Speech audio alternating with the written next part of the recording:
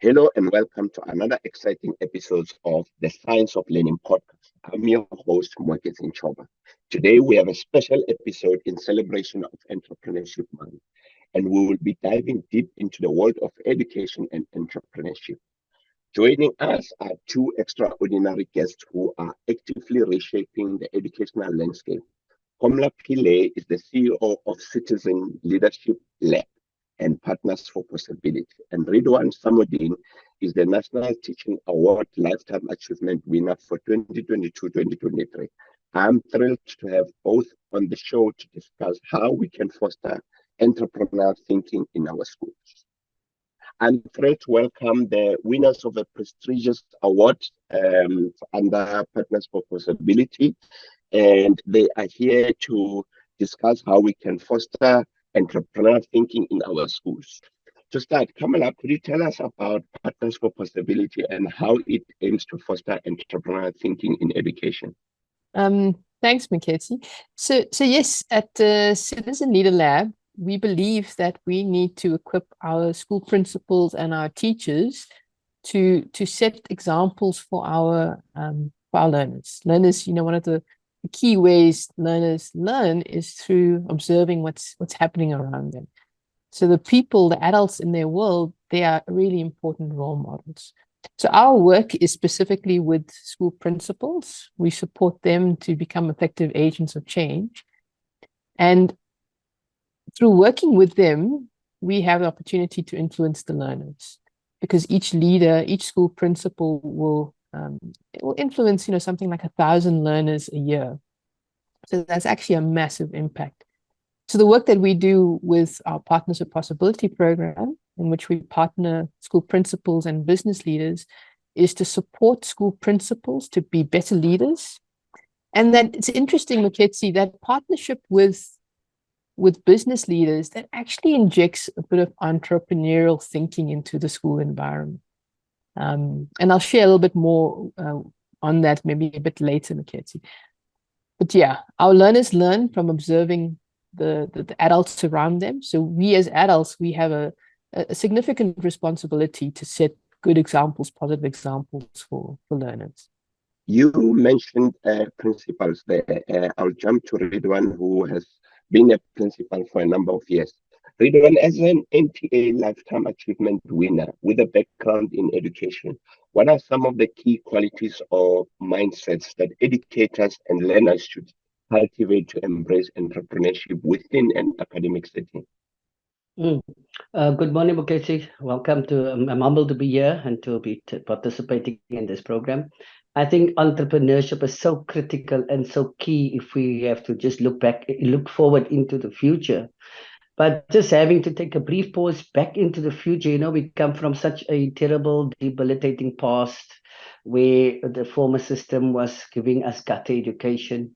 And so we were focused on producing second-class citizens with an inferior education to become people to do the workforce, to become the workforce, and not having this mindset of becoming entrepreneurs. And that has been a challenge. And I think that's largely still captured in the system. But we need to focus on, I don't want to use the word produce, but we need to have children with a holistic education, with a mindset on entrepreneurship. We have a huge unemployment rate. We've got huge unequal society, poverty levels rising, food scarcity. So we really need to focus on how do we get our children to become focused on becoming entrepreneurs and the creating of jobs.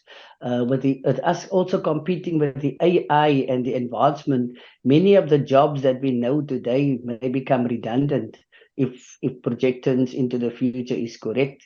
And so we need to get children to focus on creating those jobs that still doesn't exist today. And only way of doing that is to ensure that our children develop holistically, that they become critical thinkers, that they can do reading for meaning research, and that they are confident in what they're doing. And so we need to give them a myriad of skills and opportunities where they can live out these dreams practically into a school setup.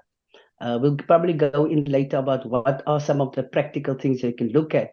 But for me, thinking, being able to read, computating, those are the things that skills, basic skills that we need to have. And we need children to grow up with this mindset that we need to be the creators of jobs and not working for a boss and becoming slave to a system. Thanks, Ridwaan. With that mentioned, Komala, could you share an inspiring success story or an example of how Partners for Possibility has transformed an educational institution through its approach to developing conscious, resilient leaders?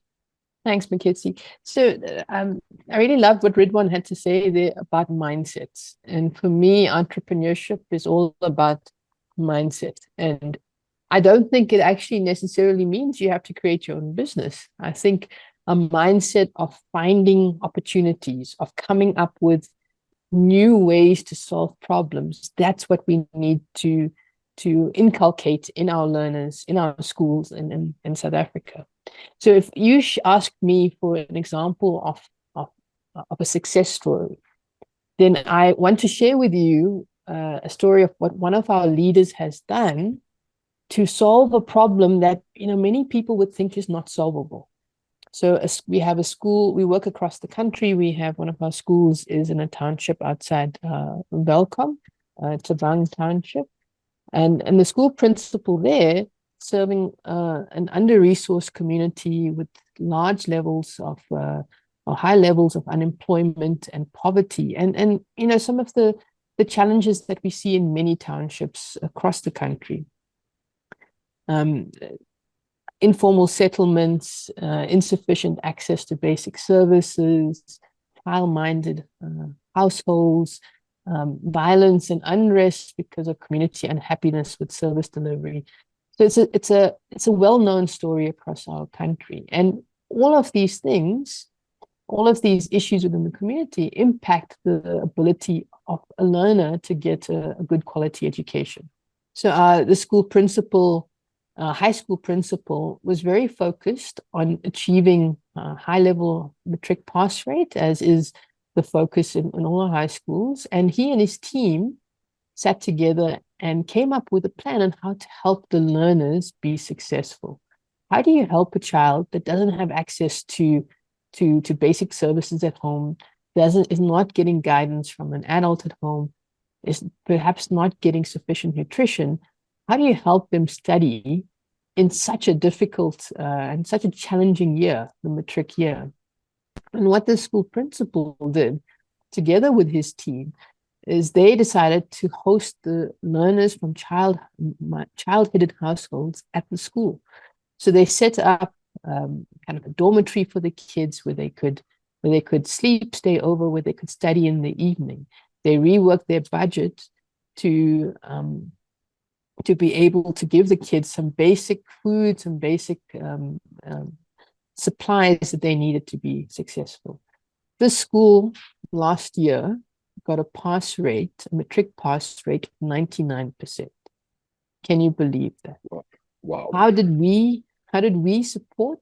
So our program is all about supporting leaders to deliver, to be their best selves.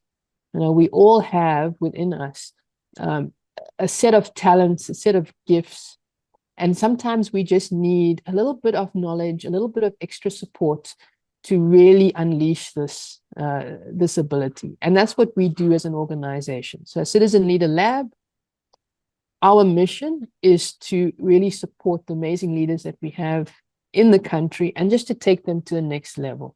We partner them with business leaders because that brings a whole new set of thinking, of skills, of knowledge, of networks to support that leader and to support that school. So this is a fantastic example of, for me, it's entrepreneurial thinking. It's a problem that exists, and it's finding a solution that is a novel solution, innovative solution. And this is, for me, a fantastic example for all the learners in the school, because they can see what is possible if you see possibility, if you take initiative, if you don't get trapped into this mindset of, I don't have, I can't, everyone around me doesn't have jobs, so I'm not going to have a job. It's a very difficult mindset to get out of, but this is what we need to encourage in our young people. And it starts first by encouraging it in the adults, in the principals, and in the teachers. Wow, very heartwarming and encouraging. Ridwaan, as someone who has experienced this transformation that Komala is talking about, could you share some specific challenges you've encountered and how you've overcome them while fostering entrepreneurial thinking as a principal? Mm. Just very briefly, for me as a principal or as a school leader, entrepreneurial thinking is basically about fundraising and how to sustain the school, just to narrow it a little bit.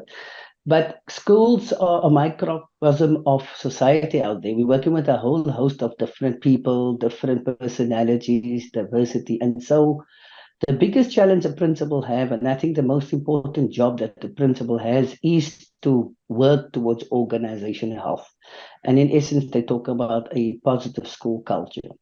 And if we have people working in one direction with the same vision, with the same focus towards equipping the children and giving them the best quality education in every classroom, then you can move the school forward and you can start creating fertile ground for entrepreneurship or fundraising. So having said that, when I became a principal many years ago, the school was disengaged. We just came out of apartheid. We had an avalanche of policies from the department, and teachers were just overwhelmed, apart from their own challenges and issues that we've had. And so my key focus was, how do I create a positive school culture and how do I move the school towards greater organizational health? And having had to work very, very hard to create that culture, eventually transformation could take place. So you need to create fertile ground at the school. The school needs to be focused on what is the key business. And in so doing, you can then move the school forward. So having said that, what we then discovered as fundraisers is that we can have all these beautiful fundraisers where we want to tap into the adults, but many of them, like a snack dance or a karaoke, was dismal failures.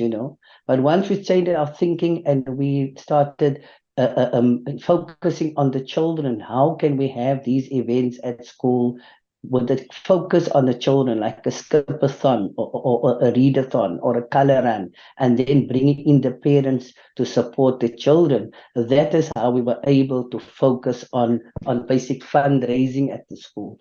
And from that, we were then able to rope more parents in to assist the school in a project like raising funds for our school hall or for whatever needs we had. But yes, if I were to think about transforming, the idea was then to focus on the children, to give them the opportunities to experience beautiful events, and in so doing, bring the parents on board. So yeah, the most important thing for me is that the school needs to work towards a positive school culture, and in so doing, create that ground for any little event, be it entrepreneurial or whatever, to take root at the school. Thank you.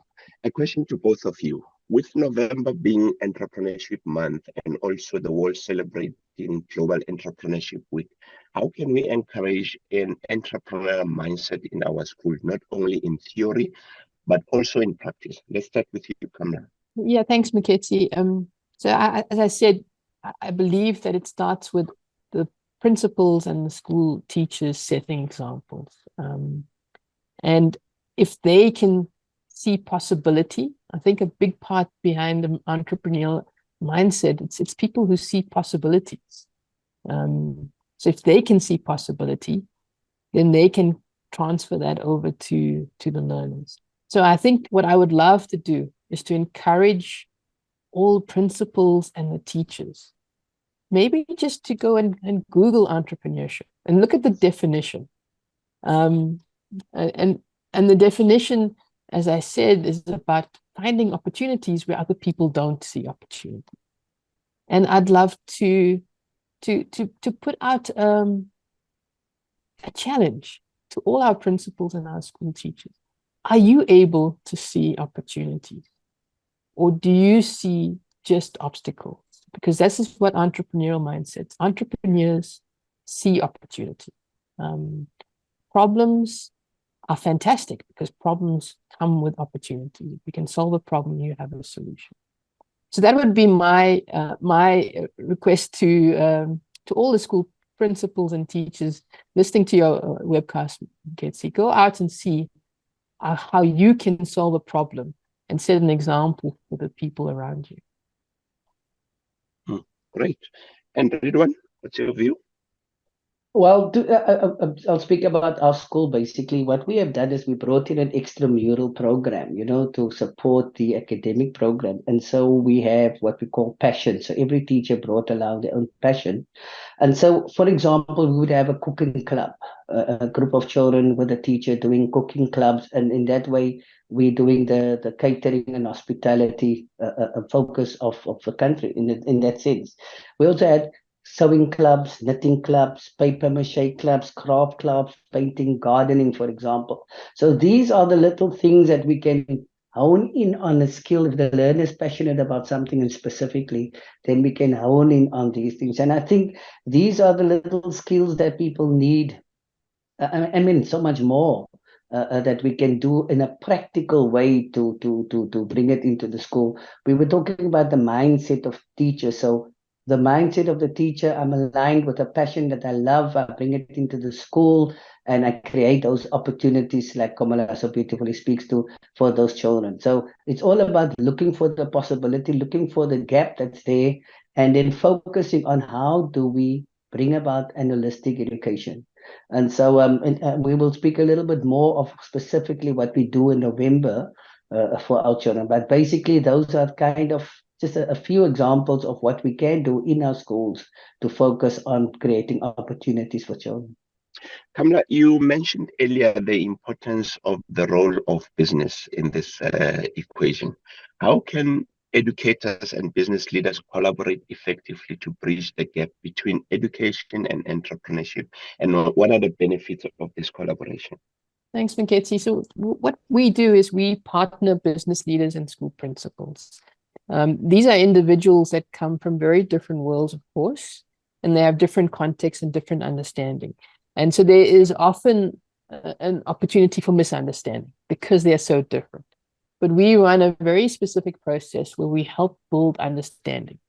We believe that just about anything is possible if you have common understanding and a relationship.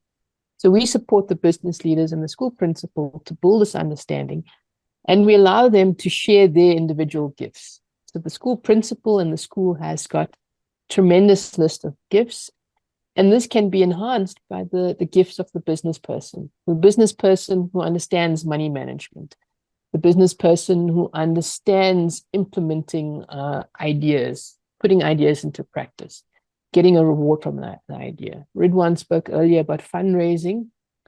This is something very natural to people in business. So to partner with somebody from business can enhance your ability to be successful by inviting this entrepreneurial thinking into your school, into the environment. It doesn't all have to come from you as a principal or you as a teacher. Just out of interest, Nketsi, we've got some amazing entrepreneurs in our townships, absolutely amazing. And that can also be another great way to expose young learners to entrepreneurial thinking. And maybe that's something that people can consider in November, as we focus on entrepreneurship. Invite some of the local entrepreneurs to share how they've been successful. What were the challenges that they had to overcome and how did they overcome it? That's a way where we can learn from each other. And that's a way where we can also take advantage of what we have in our communities. We often focus on what we don't have in our communities, but there's some beautiful things that we have that can contribute to learning in the school. And back to you, Ridwaan. In your experience, what is the most significant impact you've seen on learners when they are exposed to entrepreneurial thinking and leadership? Maybe just quickly to latch on to what Komala is saying. Over the years, we have invited the local bank to have a talk with the grade 7s and 6s about entrepreneurship, about saving and that kind of focus. We've also had a big supply chain coming into the school and having a program with the teachers, not all the teachers, but the interested ones and the children, in how to run a successful tuck shop. And so there are many, many offerings out there that you can tap into to change the focus and the mindset of our children. But more specifically, November at Kanamaya Primary School, if I can be specific, is a market day. And so we run a market day with grade 7s. We divide them in groups. We let them brainstorm about what as a group they are going to be finding, creating, making, sourcing, and then they plan the event. They do the advertisement, going around the school, bringing an awareness in the children of their market day that's coming up. They enroll their parents to support with the crafts or whatever the stock is that they're going to sell. And then we have this big market day of them running their own market day at the school, raising money. And the idea was always that once they have the money, half will go to the school for their valedictory. So they are working towards contributing towards their valedictory or end of year function.